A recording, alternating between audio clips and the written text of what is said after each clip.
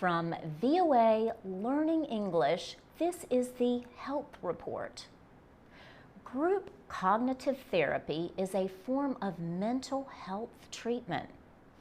A study has found that this form of talk therapy can help rape victims in countries where there are few trained psychologists.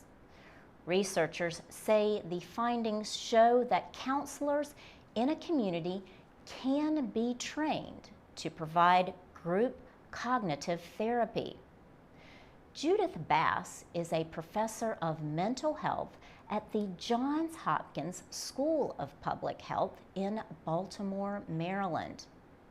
She says rape victims can face a series of short and long-term problems.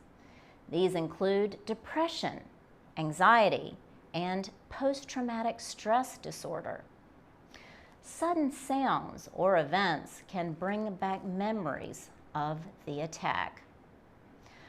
Professor Bass says sexual violence affects not just the victims, but also their communities. Warring groups use rape to dehumanize and humiliate their opponents. Judith Bass says women who are raped often suffer from social stigma in their communities. They experience fear and worry about whether they can meet the needs of their families. Cognitive behavioral group therapy has been shown to work in Western countries.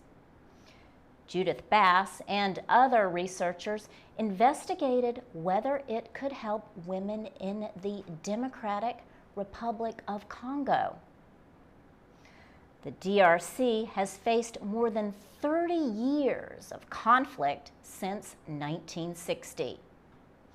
After 6 months, 42% of those in individual counseling who were depressed at the start of the therapy no longer showed signs of depression. By comparison, 70% of those in the cognitive therapy groups were no longer depressed. In these groups, the women discussed goals and learned skills for overcoming their depression and symptoms of post-traumatic stress disorder. For VOA Learning English, I'm Laurel Bowman.